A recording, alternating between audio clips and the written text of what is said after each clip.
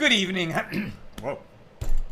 Good evening. How's everybody doing? Great to be learning with you on a Tuesday, Yom Shlishi. Let's light up the darkness. Who's in the house on a Tuesday? Yehuda in South Carolina, Steve in New Hampshire, Joe in the Inland Empire, Sharon in New Jersey, Bella in Florida, Nancy, North Carolina, Renee in Indiana, Melissa in Great Neck, in Ohio, Lucy in Minnesota, Shandor in the Bronx, Carla in Brazil, Karen in Northern California, Michelle in Jupiter, Florida, Chaim in Florida, Ella in Southern California, Ilanit in Silver Spring, and Alan in New York City. Welcome, everybody. Our daf today is page 44 here in Tractate Avoda Zara, the 27th volume of the Talmud. Continuing our discussion of Mishna number 3 here in chapter 3, which God willing we're going to finish today, and do Mishna number 4 and get into Mishna number 5. We're doing quite well, thank you very much. We're doing page 44 today, and we're ahead of schedule. I didn't realize how well we were doing. Today's scheduled daf is page 41. We're on 44, so we've got some leeway. As I mentioned before, we will not have class Saturday night when it's going to be the fast of Tisha B'Av beginning, and we read Lamentations, and it's customary not to study the parts of Torah or the oral tradition that are not, which is most of it, which is not related to the destruction of the temple. People that night will read Lamentations, and there are passages related to those topics, but we would have too late a start anyway, so we're not having class Saturday night. Okay. We are studying Avoda Zara. We're talking about the objects of idolatry that are absolutely prohibited for Jews to use, benefit from. The constant theme, of course, in everything that we're learning in this tractate is that we are obligated to distance ourselves from idolatry. Idolatry is a big sin, not just for Jews. Idolatry is a sin for all human beings. Okay, we are going to pick this up about halfway, not halfway, just a little bit into 43b, because we did a double yesterday. And then we'll get into page 44. So just a little bit of the way into 43b.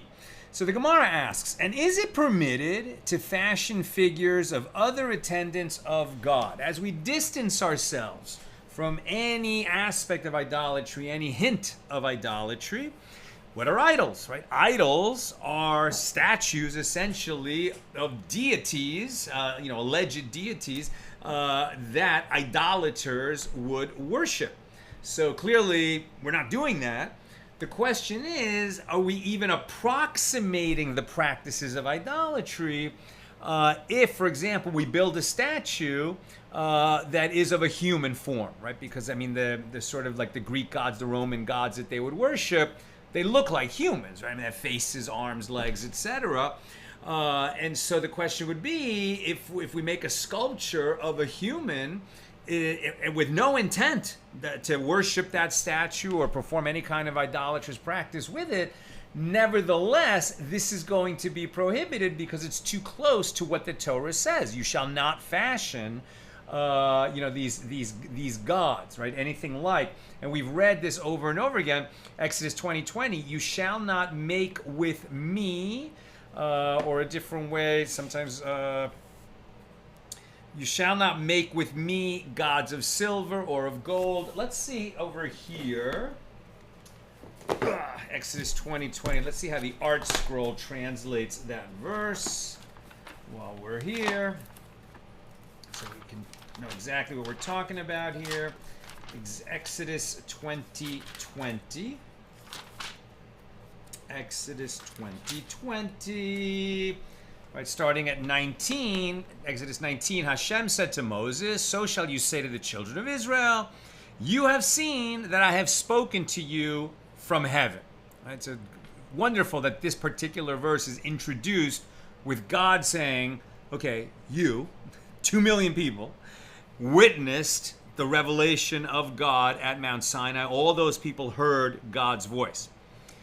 We who live many generations later are just going to take it as a tradition passed down from our ancestors, from parent to child, from parent to child, from parent to child, straight all the way from Mount Sinai. And it is an article of of our perfect faith that there was not a generation of parents who all lied to their children and made up this story, but rather we were all there, our ancestors were all there. Perhaps we were there ourselves in the sense that there is a Jewish notion of reincarnation.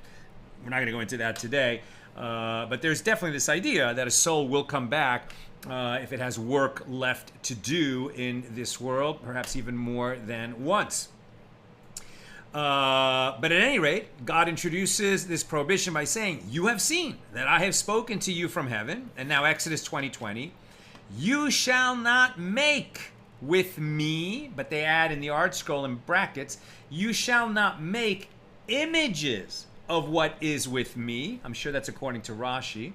So "you shall not make images of what is with me, gods of silver and gods of gold shall you not make for yourselves." And this is the home address for the prohibition, not only on practicing or performing idolatry, but of not even making something that could be construed as an idol. So does this mean that Jewish artists cannot create a figure of a human being? As we shall see, for sure it's okay if it's flat. In other words, a painting, a photograph, movie, anything that's like actually flat, presumably even a hologram if it's made out of light. I don't know what the answer is on that.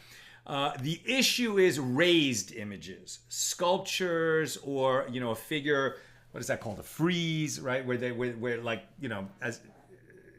Figures of humans that are raised from the surface on a wall or around a column. This is where there's a problem, right? Raised images of humans, because this was typically the kind of work that was created by idolaters for the purpose of idolatry. They're going to say that Jews, even not for the purpose of idolatry, are going to be prohibited from creating such things. But let's keep reading what it says right here, right? So the Gemara asks, "And is it permitted to fashion figures of other attendants of God?" And we've been talking about this could be angels, this could be the stars, the sun, and the moon. And we've seen different views on whether this is permitted or not. But isn't it taught in another Baraisa about the verse, "You shall not make with me gods of silver," that this is interpreted to mean, "You shall not make figures of my attendants who serve before me," right, with me, on high. And who is that? Who serves with God on high? Not, alongside God. God is the only God. But we certainly have a whole, a vast tradition having to do with angelology. Even in the Torah, angels are mentioned. And so, who are the sort of top angels, the ministering angels or the archangels? In Hebrew, the Ophanim and the Seraphim, and the sacred Chayos, and the ministering angels. So Abaye said the Torah prohibits fashioning figures of only those attendants that are in the upper heaven, i.e. the supreme angels in the highest firmament. But it does not prohibit fashioning the celestial bodies, for example, the sun and the moon, despite the fact that they too are located in heaven. Right? So we saw before that there was a reason to prohibit fashioning images of the sun and the moon, because there were certainly people who worshiped the sun and the moon as some kinds of idols. But there's also just the fact that these are in the sky but are part of nature. When you get to fashioning images of angels, you can see how problematic that would be. It's expressly prohibited to make an image of the four-faced angels described in the book of Ezekiel. Now Abaye said what I just said. Now the Gemara asks, "And is it permitted to fashion figures of those bodies that are in the lower heaven? But isn't it taught in a Baraisa with regard to the verse, 'You shall not make for yourself any graven image, nor any manner of likeness of anything that is in heaven above, or that is in the earth beneath, or that is in the water under the earth,' from Exodus 20 verse 4. And the phrase that is in heaven, well, this serves to include the sun and the moon and the stars and the constellations. And the term above, that serves to include the ministering angels. So apparently, it is prohibited to fashion a figure even of the celestial bodies that are in the lower heaven, right? The stars, moon, and sun. So the Gemara answers, when that Baraisa is taught, it is in reference to the prohibition against worshiping them. There's no prohibition against forming a figure in their likeness, which is good because we saw that Rabban Gamliel had, these images of the moon that he would use just to interrogate witnesses who came to testify about the new moon when the Sanhedrin was declaring that a new month was beginning. It was obviously not for the purpose of idolatry, but it was images of the moon. And that, if this was prohibited, how could he have that? Well, it sounds like it's not prohibited according to this view, because no one's worshiping them. It's for other purposes. And the Gemara asks, if that Baraisa is referring to the prohibition against worshiping them, then why does it mention only celestial bodies? It is prohibited to worship even a tiny worm. And the Gemara answers, yes, it is indeed so. And this prohibition is derived from the latter clause of that verse, as it is taught in a Baraisa that is in the earth. Serves to include seas and rivers, mountains and hills. And the word beneath serves to include even a tiny worm. So the Gemara asks, and is the mere fashioning of figures of the celestial bodies permitted? But isn't it taught in a different Baraisa that the verse, you shall not make with me gods of silver, is interpreted to mean that you shall not make figures of my attendants who serve before me on high. And this includes the sun and the moon and the stars and the constellations. And this is proof that it is prohibited to fashion figures of the sun and the moon. And consequently, the solution proposed by Abaye is rejected, leaving the difficulty of Rabban Gamliel's diagram in his study unresolved. So the Gemara proposes an alternative resolution. The case of Rabban Gamliel is different, as others, meaning non-Jews, Gentiles, fashioned those figures for him. And it is prohibited for a Jew only to fashion such figures, but it is not prohibited against him having them in his possession if it's obviously not for any kind of idolatrous purpose. The Gemara asks, but there is the case of Rav Yehuda, where others fashioned for him a seal with a figure of a person on it. And Shmuel said to Rav Yehuda, who was his student, sharp-witted one, or sometimes sharp-toothed one, is the way we translate the word shinana, which is a compliment. But Samuel says to Rav Yehuda, saying, Shinana, destroy this one's eyes. In other words, disfigure it, as it is prohibited even to have a figure of a human being in one's possession. Not just that you can't fashion such a figure, you can't even own such a figure. Again, so what are we talking about? A seal. Right now, it's interesting, and we're going to talk about this in a moment. If you think about a seal, right? So what's a seal? It could be like a signet ring. It could be like a stamper. There's also these cylindrical seals that basically you're going to melt wax, right? And then you're going to press the ring into it or the stamper on it, or you're going to roll this cylinder over it, and it's going to leave an impression in the wax or in the clay.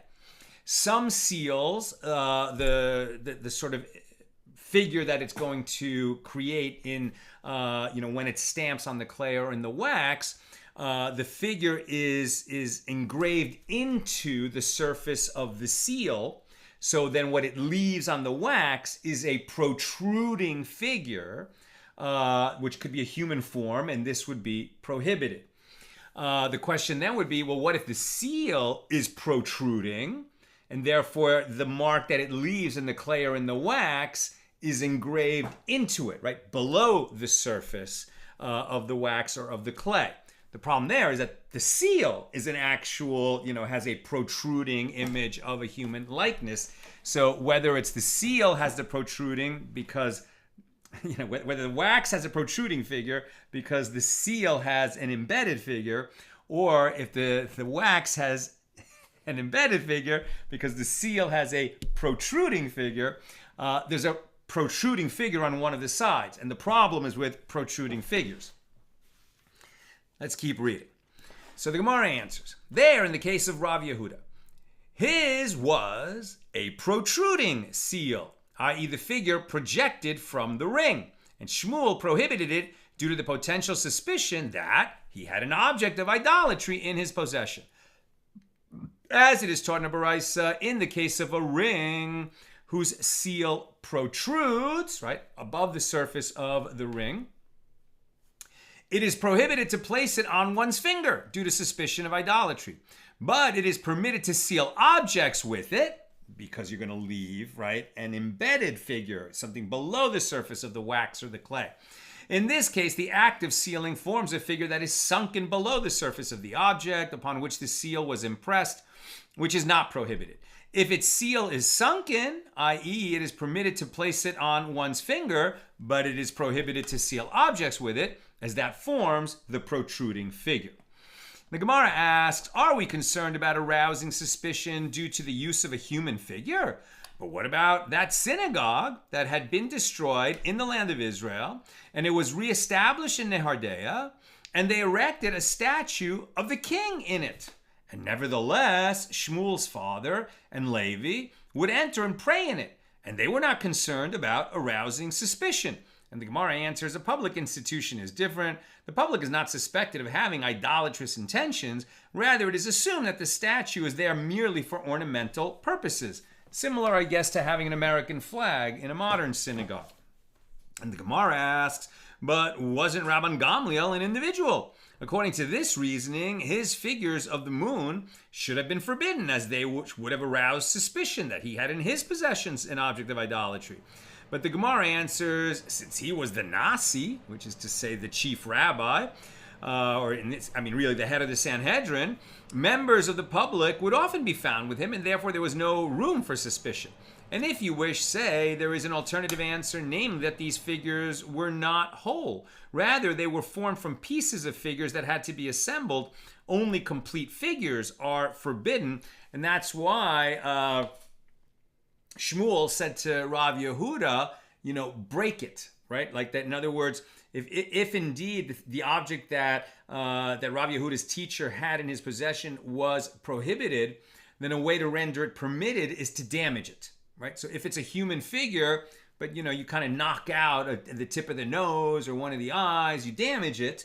Okay, so then it's considered cured, essentially, of arousing suspicion. It never was used for idolatry, and now that it is not a whole figure, we even remove that scent of idolatry that it could arouse suspicion. And if you wish, say there is yet another answer. Fashioning figures in order to teach oneself is different. As it is taught in a Baraisa with regard to the verse, you shall not learn to do like the abominations of these nations in Deuteronomy 18:9, but you may learn in order to understand the matter yourself and teach it to others. In other words, it is permitted to perform certain acts for the sake of Torah study that would otherwise be prohibited. A classic example is that the sages had to learn about sorcery, not to perform sorcery, but to know it when they saw it. If they were asked to judge a case, where somebody was performing the sin of sorcery. The Mishna on page 42b teaches that Rabban Shimon ben Gamliel says those figures that are upon respectable vessels are forbidden, and those that are upon disgraceful vessels are permitted. So the Gemara asks which vessels are respectable and which are disgraceful. The concept here is if you've got a figure, some kind of protruding human figure that is embossed upon, a cup, right, or some other kind of vessel, basically, if it's a chamber pot that people poop in, so there's not going to really be concern that object was the subject of idolatry, because no one is worshiping a chamber pot. On the other hand, if it's put on a kind of a vessel where, I'm sure you've all seen the kinds of wine glasses or, even Kiddush cups, things like that they could be used, but they're really more decorative and they kind of sit in a place of honor on a shelf. So even though they're in the form of a vessel, it has a great ornamental value. And if that kind of an object has a figure of idolatry on it, or something that could potentially be idolatry, then you would see why it would be entirely prohibited in a Jewish home. So the question is, how do we distinguish between respectable and disgraceful when it's not as obvious as the two examples I just gave? So Rav says, these terms do not represent different types of vessels, but rather the location of the figure on the vessel. A respectable location for an idolatrous figure is on the side of the vessel above the level of the water or the food contents. A disgraceful location is below the water level. And Shmuel says both these and those locations on eating utensils are disgraceful. Rather, these are respectable locations upon bracelets or nose rings or rings, not, plates that we eat with. And the Gemara comments, it is taught in a Baraisa in accordance with the opinion of Shmuel, respectable locations for idolatrous figures are upon bracelets, nose rings, and rings. Disgraceful locations are upon pots or kettles or samovars or upon sheets or towels. It's stuff that we use every day in our lives. People aren't going to use that for idolatrous worship. And that concludes our discussion of Mishnah number 3 here in chapter 3. Now, Mishnah 4. Rabbi Yosef says when one encounters an idol, he should grind the idol and throw the dust to the wind or cast it into the sea. But the rabbi said to him, what's the good of that? That also gives a Jew benefit from the idol, as it becomes fertilizer for his crops. And deriving any kind of benefit from an idol is prohibited, as it is stated, and nothing of the proscribed items shall cleave to your hand, from Deuteronomy 13:18. Now that's the Mishnah. Now the Gemara.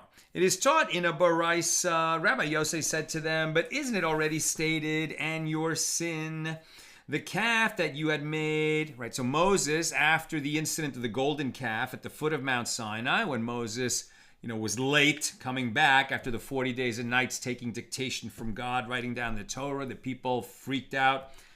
People freaked out a little bit too easily in those days. We've seen a few incidents of that. And they built this golden calf, ostensibly not as a replacement for God, but rather as a replacement for Moses. Right? It was meant to be some kind of intermediary between them and God. Nevertheless, it was definitely prohibited. It was building a statue to be used in their worship. It was a huge sin. And when Moses got back, he was very angry. He smashed the 2 tablets of the 10 Commandments. And he took this gold calf and he utterly destroyed it, burnt it, ground it into dust. So we're saying, okay, is that the proper way to dispose of an idol that comes somehow into our possession? We have to get rid of it. But isn't it stated, in your sin, the calf that you had made, I took and burned it with fire and beat it in pieces, grinding it very small, until it was fine as dust. And I cast its dust into the brook that descended out of the mount. Deuteronomy 9:21. So Moses, who ground up the idolatrous golden calf and dispersed its dust, was apparently unconcerned with the fact that it might fertilize the soil. And the rabbi said to him, you seek to bring proof from there? Doesn't it state in the verse, and he took the calf that they had made, and he burnt it with fire and ground it into powder and strewed it upon the water and made the children of Israel drink of it in Exodus 32:20. Right? The first telling of it that we read was from later in the Torah in the book of Deuteronomy 9:21. And now the one we just read is when it originally happened in Exodus 32:20.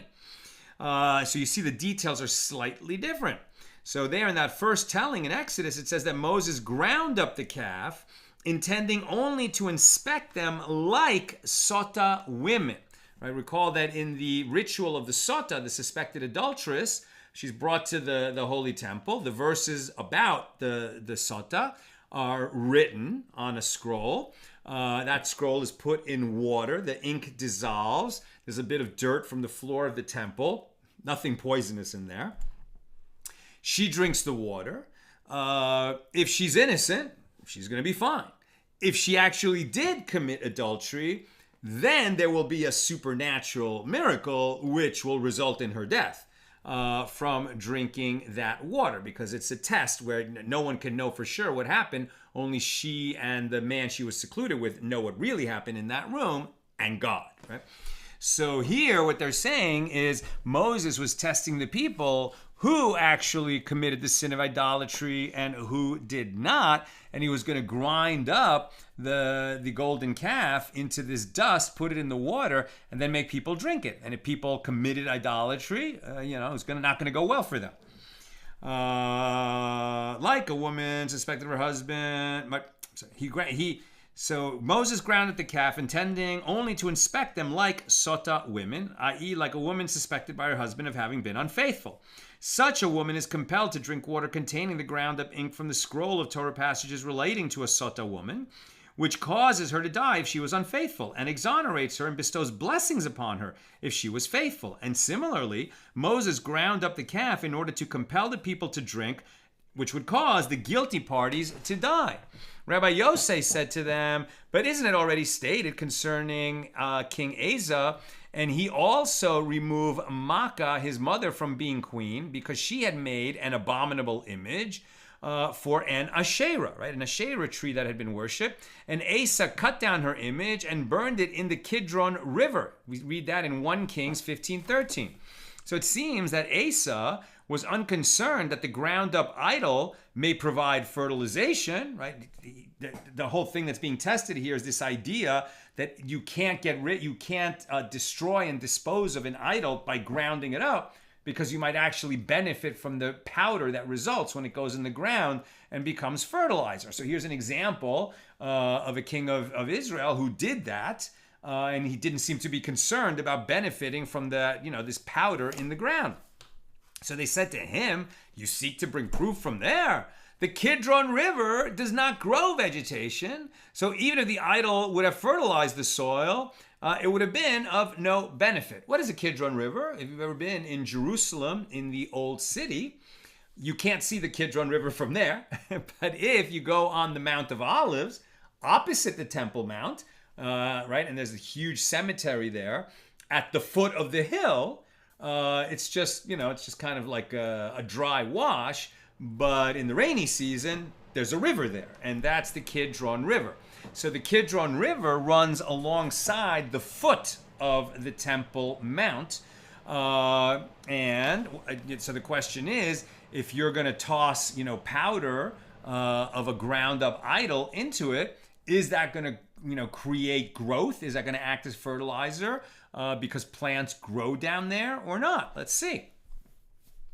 The Kidron River does not grow vegetation, so even if the idol would have fertilized the soil, it would have been of no benefit. But the Gemara says, and does the Kidron River not grow vegetation? But isn't it taught in a Mishna, Tractate Yoma 58b, this remainder of blood from the external altar and the remainder of blood from the inner altar are mixed in the temple courtyard drain beneath the altar, and they flow out with the water used to rinse the area to the Kidron River. When the temple was standing, a lot of animals were sacrificed in that courtyard, and then their parts were brought up on the altar and burned there. But this blood from the slaughter would be on the floor, on the ground, the floor of the temple courtyard. There were drains there, and so they would wash it with buckets of water. I think they even had hoses. And then this mixture of water and blood would go down the drain and out to where? Kidron River. So this would be the blood of consecrated animals that were brought as sacrifices. As we saw yesterday, just as objects of idolatry are set apart and we cannot benefit from them, so too objects that are consecrated, given to God, as it were, become property of the Most High. They are also off limits for us. So, if this blood, which is the residue from animals, which has some value as fertilizer, if somebody was able to, scoop that up and put it in his field, that would be misuse of consecrated property. Did that ever happen?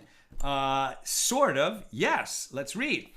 This remainder of the blood from the external altar and that remainder of blood from the inner altar are mixed in the temple courtyard drain beneath the altar, and they flow out with the water used to rinse the area to the Kidron River. And this water is sold to gardeners for use as fertilizer. And the Mishnah continues, the gardeners pay for this water. When they pay for it to the temple treasury, that means that they transfer the consecration, the sanctification from that blood to the money, right? So the money goes into the temple treasury. That's used for the maintenance of the temple upkeep. And then that means that the, whatever was paid for is desacralized. And so now this blood can legitimately use as fertilizer for these farmers, who had fields along the Kidron River. Or these gardeners, let's say. It is sold to gardeners for use as fertilizer. And the gardeners pay for this water and they thereby desacralize it. Failure to pay for it would render them liable for me'ila, misuse of consecrated property. This is explicit proof that the Kidron River does yield produce. Right? People were buying that blood in order to grow stuff there. It must be that the Kidron River does yield produce. And the Gemara answers there are different places in the Kidron River area. There is a place that grows vegetation. There's a place that does not grow vegetation. So presumably when Asa ground up that idol and tossed that dust into the Kidron River, it was into the place where it would not end up being used as fertilizer. The Gemara tangentially inquires about the meaning of a word in the verse quoted above. What is the meaning of this word miflatzta? And Rav Yehuda says it means an object that intensifies, mafli, licentiousness, leitzanuta. As Rabbi Yosef teaches, Makkah, I guess this is Asa's mother, fashioned upon the idol the likeness of a male organ, and she would engage in sexual activity with it daily. Rather unseemly. The Baraisa continues, Rabbi Yosef attempts to cite another proof that grinding an object of idol worship is sufficient from Chizkiah's destruction of Moses' serpent. Right, so very interesting. Chizkiah was a very righteous king who brought the people back to Torah observance and love and worship of God after a previous king, his father, had been involved in idolatry and leading the nation astray. The people had gone so far astray that they were doing all kinds of prohibited things, including worshiping the staff with the copper snake. So now, what was that? We recall that in the Midbar, right, in the wilderness, during the 40 years of wandering, there was one incident where the people angered God because they were getting involved in all kinds of bad stuff. I can't even remember which incident it was. Somebody will write it into the comments. But it was one of the times that our ancestors, or we, if we were there too, angered God, and He, unleashed a plague. Was it snakes? I don't think it was snakes that bit. Maybe it was snakes that bit. I can't remember what it was. But the point is that the healing from this plague, whether it was a plague of snakes or a plague of disease, was, I think it was snake bites, but it was that the people would look at this staff that had a copper snake coiled around the top of the staff, and then they would be healed and they would not perish in that dangerous time. And of course, that's what the symbol is, of like doctors and prescriptions, right? That coiled serpent that heals. So that object was preserved for hundreds of years after Joshua led the children of Israel into the promised land. Think about how long this was, right? So there was 400 years before there was King Saul and later King David, the period of the judges. Then you got King Saul and King David and King Solomon, and it was many generations later when you get to King Chizkiah. So it's kind of late first temple period.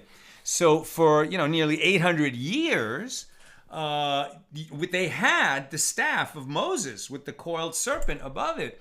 But the problem was that the people came to regard it as an idol, and they performed the sin of idolatry toward this sacred object that had been created by Moses under instruction from God. Obviously, it was not an object of idolatry. It was not meant to be some kind of a deity that people worship, but they started using it and abusing it in that manner, and it became, the behavior got so out of hand that rather than preserve this incredibly important historical artifact, King Chizkiah said, that's it, we got to destroy it, and it was the right thing to do. Let's read that story. Rabbi Yosef attempts to cite another proof that grinding an object of idol worship is sufficient, that grinding it is okay, and we're not going to worry about benefiting from it when it goes into the soil as fertilizer. And he's going to prove that this is sufficient from Chizkiah's destruction of Moses' serpent, which had come to be worshipped by the Jewish people in Chizkiah's time. So Rabbi Yosef said to them, but isn't it already stated? And he broke into pieces the brazen serpent that Moses had made, as until those days the children of Israel sacrificed to it, from 2 Kings 18, verse 4. This indicates that breaking an object of idolatry into pieces is sufficient, and we don't have to find some other way to get rid of it. And the rabbi said to him, you seek to bring a proof from there that we can't grind up an idol and let it put the dust in the ground. You're going to prove it from the fact that Chizkiah broke apart Moses' serpent? Doesn't it state in the verse that the Lord said to Moses, make you a fiery serpent and set it upon a pole, and it shall come to pass that everyone that is bitten, it was snake bites, when he sees it shall live. Numbers 21:8. So the term make you is interpreted to mean that the Lord commanded Moses, make the serpent from your property. Very interesting, right? It was Moses' personal property that he used to create that snake.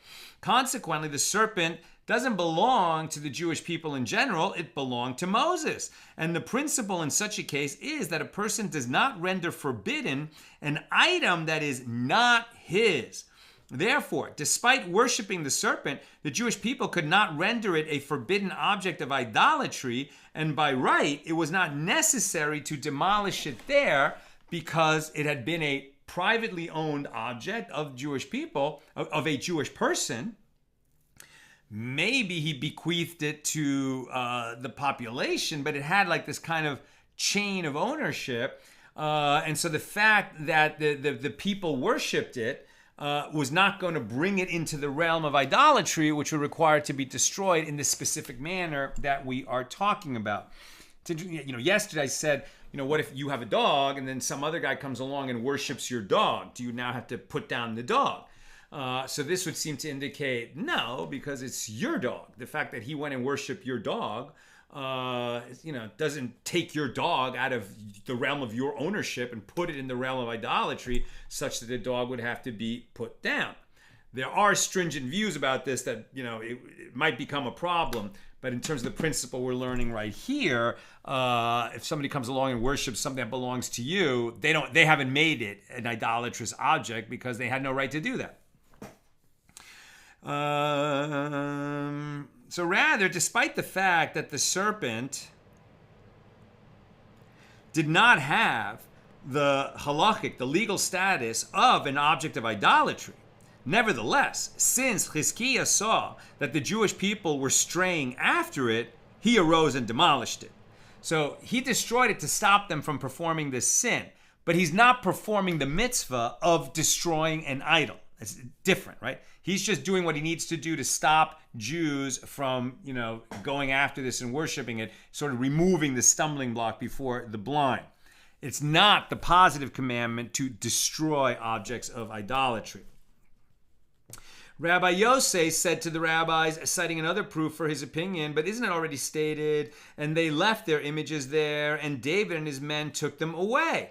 Vayisayim. So this is 2 Samuel 5:21, much earlier in history from what we were just talking about. And from where may it be inferred that the meaning of this formulation, Vayisayim, David, is that the meaning is winnowing, i.e. scattering in the wind. It is, as Rav Yosef translates the verse, Tizrem veruach tisam, from Isaiah 41:16, and we translate it as follows: you shall fan them, and the wind shall carry them away.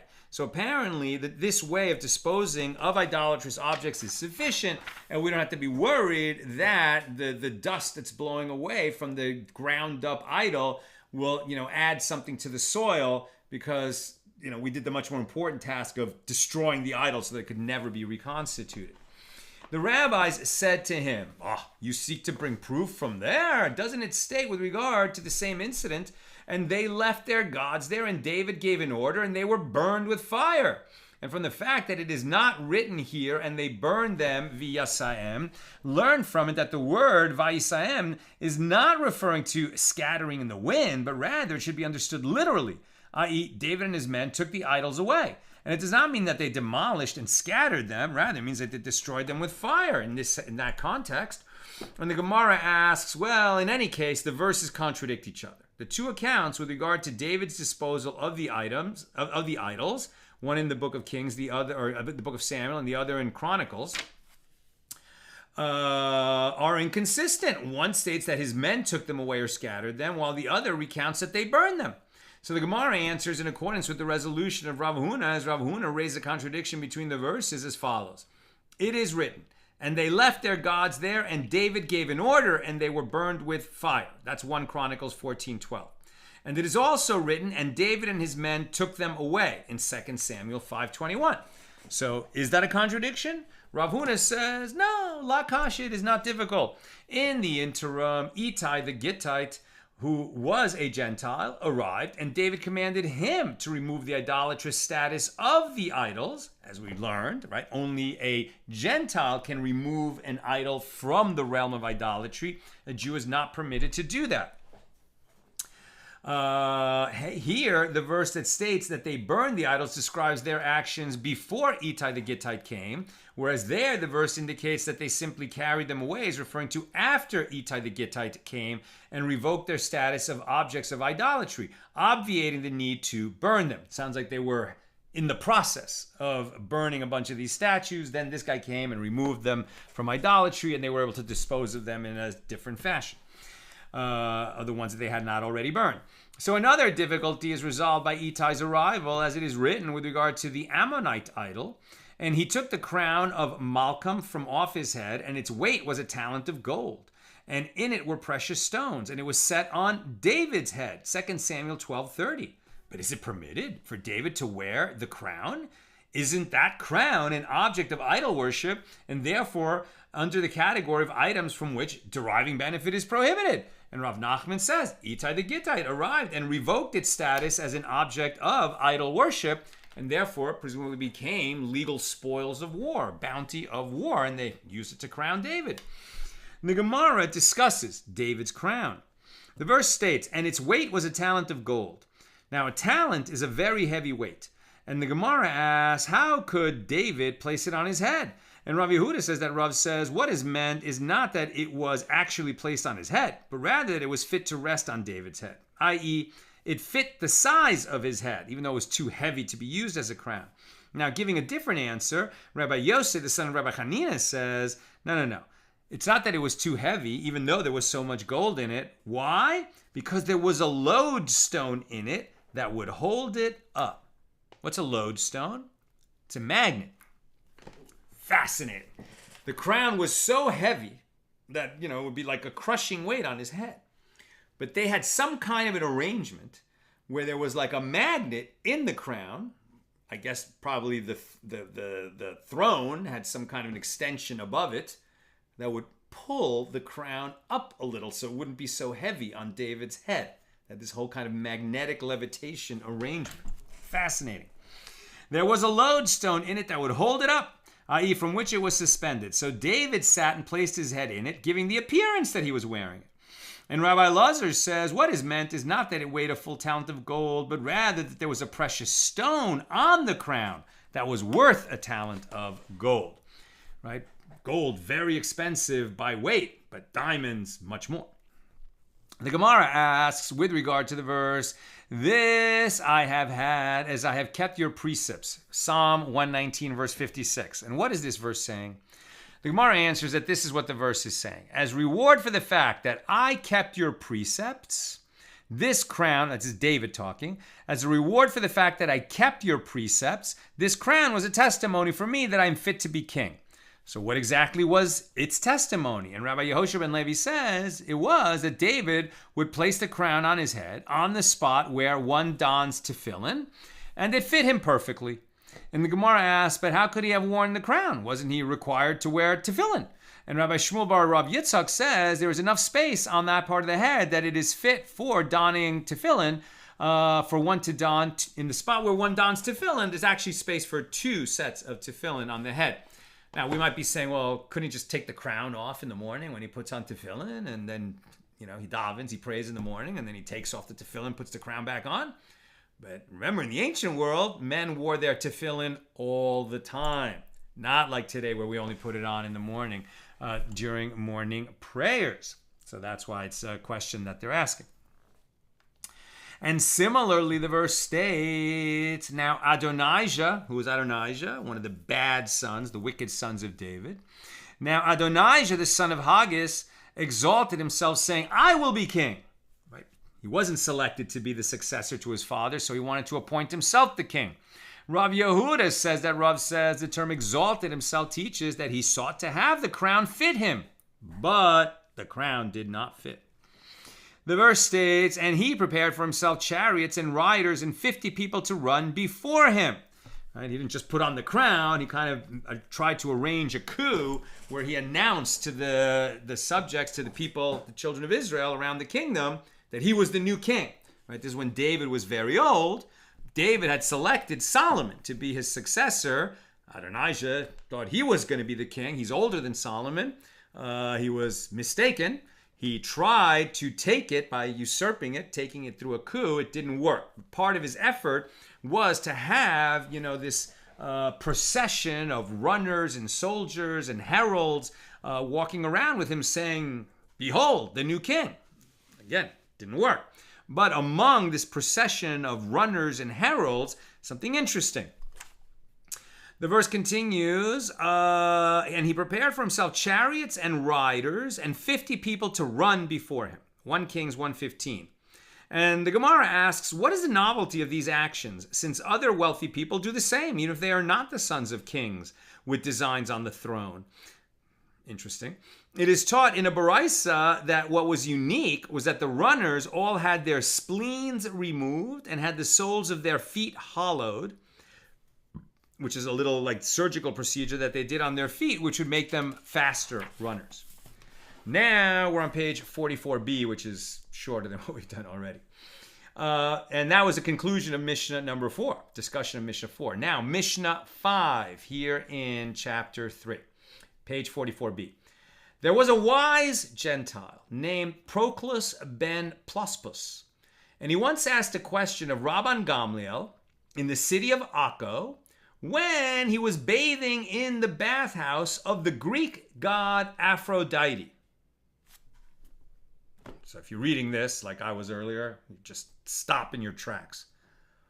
What was Rabban Gamliel doing in a bathhouse of the Greek god Aphrodite? After everything we've read for 44 pages here in Tractate Avoda Zara, how could somebody of the wisdom and righteousness and holiness and sanctity of Rabban Gamliel be in a bathhouse with Gentiles, and where the bathhouse is, named after or for the purpose of somehow connected to idolatry and the Greek god Aphrodite? What's going on here? But that's just the setting. They're there. And Proclus says to Rabban Gamliel, it is written in your Torah, and nothing of the prescribed items shall cleave to your hand, as we've read, Deuteronomy 13:18.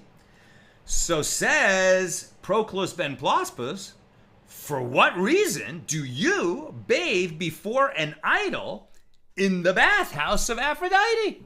He's asking the same question we're asking. Rabban Gamliel said to him, one may not answer questions related to Torah in the bathhouse. So it's not like Rabban Gamliel has somehow become some kind of a heretic and walked away from Torah. In fact, he won't even discuss Torah while he's in the bathhouse, because that's something we're prohibited to do. You don't learn, study, teach, read Torah in the bathroom. Not in the bathroom, not by the toilet, not by the bath, not where there are naked people. Torah and naked people do not go together. So what about the question? Rabban Gamliel said to him, one may not answer questions related to the Torah in the bathhouse. And when he left the bathhouse, Rabban Gamliel then gave him several answers. And he said to him, I did not come into its domain, it came into my domain. What does that mean? The bathhouse existed before the statue dedicated to Aphrodite was erected. This was a bathhouse, and then they added this statue of Aphrodite. Furthermore, people do not say, let us make a bathhouse as an ornament for Aphrodite. Right? So if this was a place of idol worship, right? If it was a place for worshiping the statue of Aphrodite, you wouldn't build a bathhouse as part of the worship of Aphrodite. Right? Let us make a bathhouse as an ornament for Aphrodite. People don't say that. Rather, they say, let us make a statue of Aphrodite as an adornment for the bathhouse. Well, therefore, the main structure is not the Aphrodite statue, but the bathhouse. And it seems that even though it's a statue of Aphrodite, it's not brought here for the purpose of worshiping it. It's just an ornament. Rabban Gamliel continued, alternatively, there is another answer. Even if people would give you a lot of money, you would not enter before your object of idol worship naked, or as one who experiences seminal emission, who comes to the bathhouse to purify himself, nor would you urinate before it. But this statue of Aphrodite stands upon the sewage pipe, and all the people who come into this bathhouse urinate before it. There is no prohibition in this case, as it is stated in the verse only, they're gods, in Deuteronomy 12:2, which indicates that a statue that people treat as a deity, this is forbidden. But one that people do not treat with the respect that is due to a deity is permitted. It might be an image of Aphrodite, but it's obviously not being worshipped. They set it up in a bathroom. People are, going number one and number two in front of it all day long. They're walking past it naked. They're defecating, this is not an object of idolatry, and therefore Rabban Gamliel does not feel compelled to stop using his bathhouse. That's Mishnah number 5. Now the Gemara. The Mishnah relates that Rabban Gamliel first told Proclus that he cannot answer a question related to Torah in a bathhouse. So the Gemara asks, how could he have acted in this manner? You see the problem? He says, I can't answer questions of Torah in a bathhouse. Why not? Because that's a halacha. That's a Torah law, that we don't discuss Torah in the bathhouse. So if he tells the guy, I can't discuss Torah in the bathhouse, he just discussed Torah in the bathhouse. So how could he have said that? But doesn't Rabba Bar Chana say that Rabbi Yochanan says it is permitted to contemplate matters of Torah everywhere except for the bathhouse and the bathroom? And if you would say that Rabban Gamliel stated this ruling to Proclus in a secular language and therefore it was permitted for him to do this, that would not be a satisfactory answer. But doesn't Abaye say that it is permitted to say secular statements in a bathhouse or bathroom in the sacred language, Hebrew, but it is not permitted to say sacred, i.e. Torah-related statements, even in a secular language in the bathhouse or bathroom, right? You could use Hebrew to say pass the soap. You could do that. But you can't even, speaking Latin in a Roman bathhouse say, this is a law that we don't talk about Torah matters here because you just discussed Torah, and whether you say that in Hebrew or not, it's still prohibited.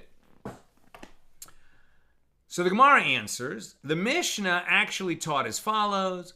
When he left the bathhouse, then Rabban Gamliel said to him, one may not answer questions related to Torah in the bathhouse. In other words, when Proclus asked that question, Rabban Gamliel did not answer. And then when they left, he answered the question.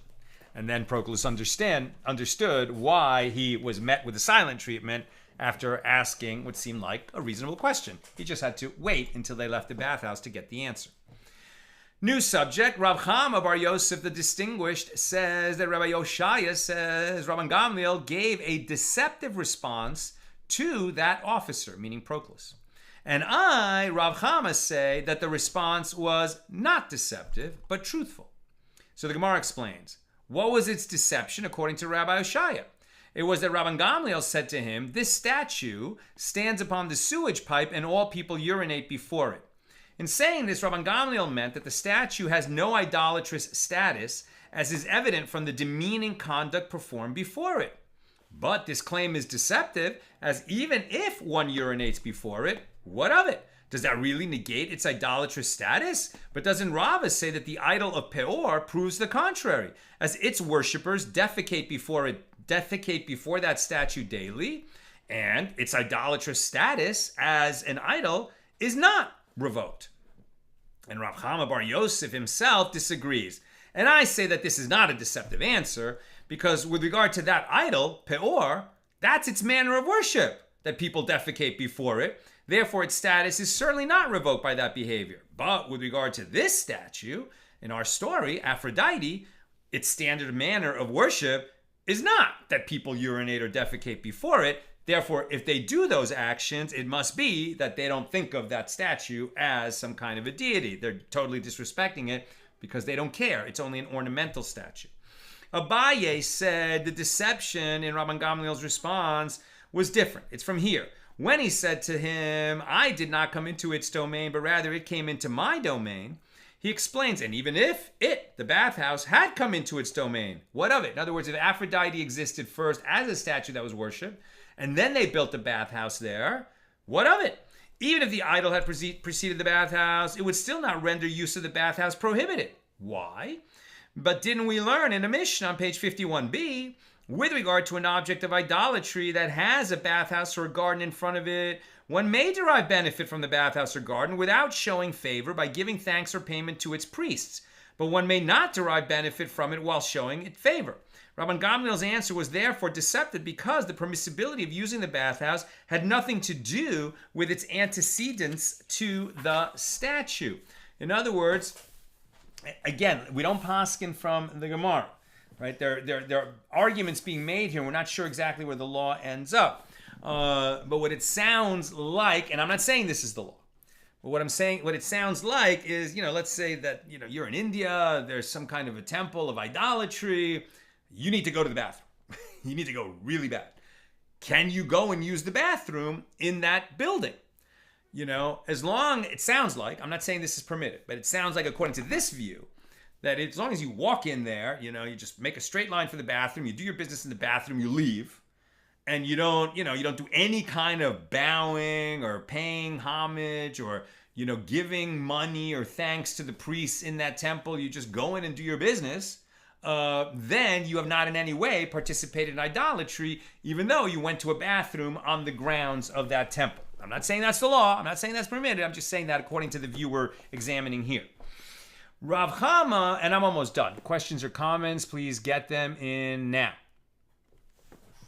Rav Chama Bar Yosef himself disagrees, and he says, and I say that was not a deceptive answer, as even though Rabban Gamliel visited the bathhouse without showing favor by expressing thanks or giving payment, the very fact that such an esteemed visitor paid it a visit is the equivalent of others actively showing favor.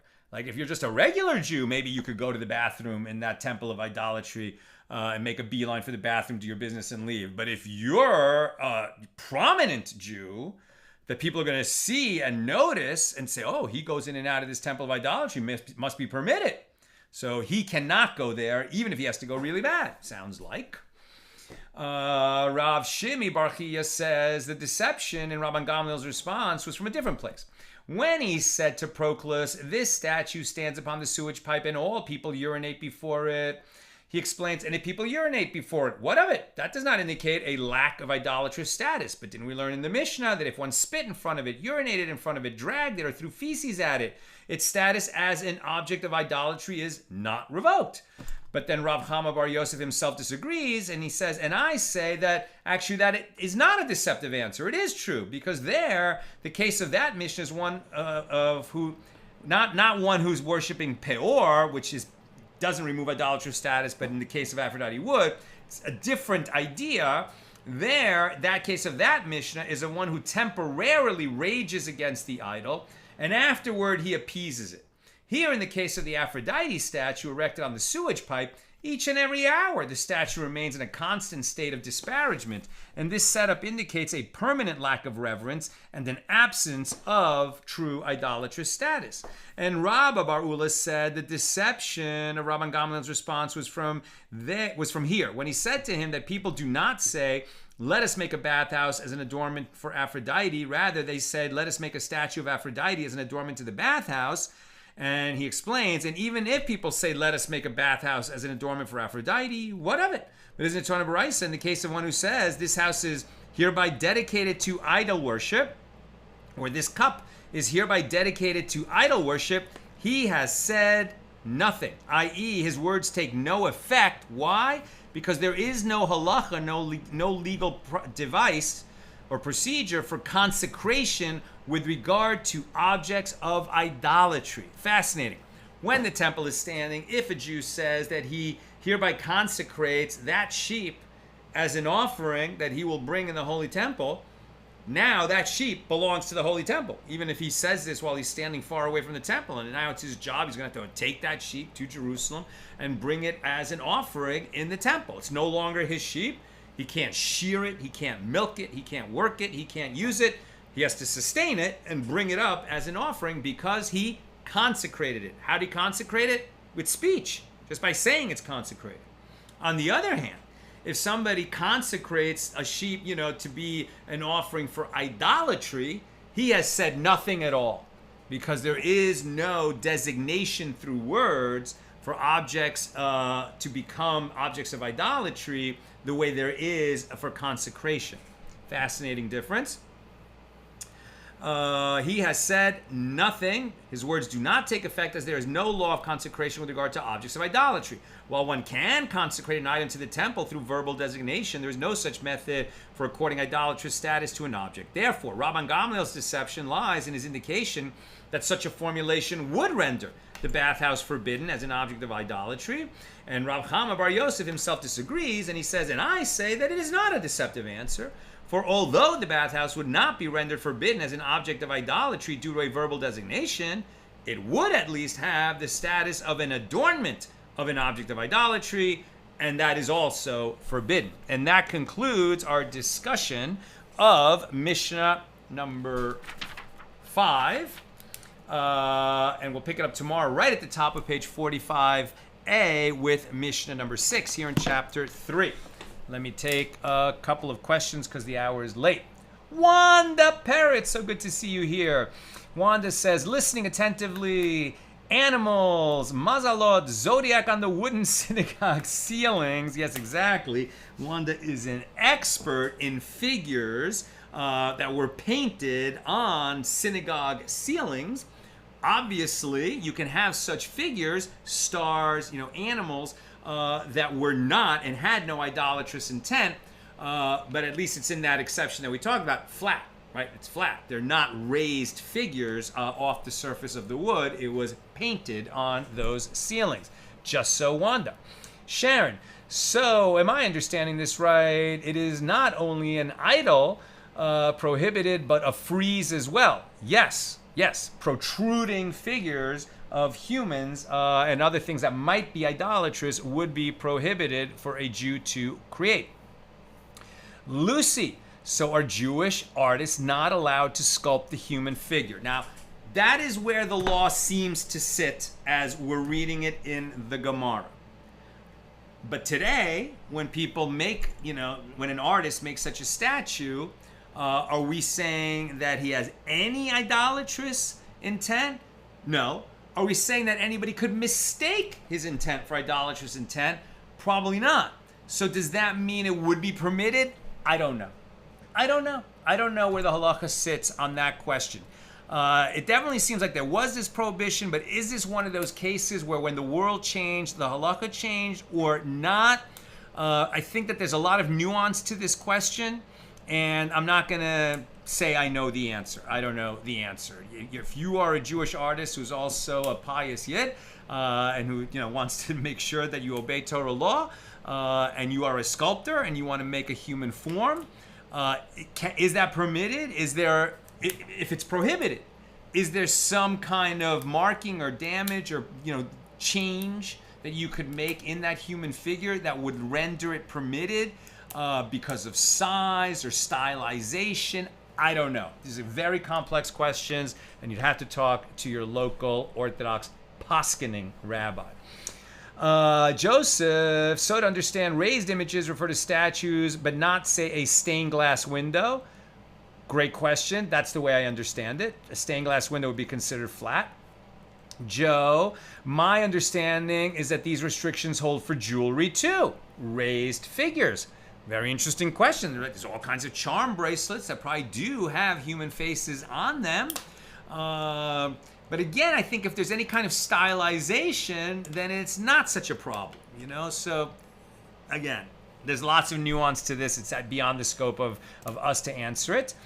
Belle, I've never seen a statue of Aphrodite in modest attire. So does going to this bathhouse and seeing this statue violate some appearance of modesty?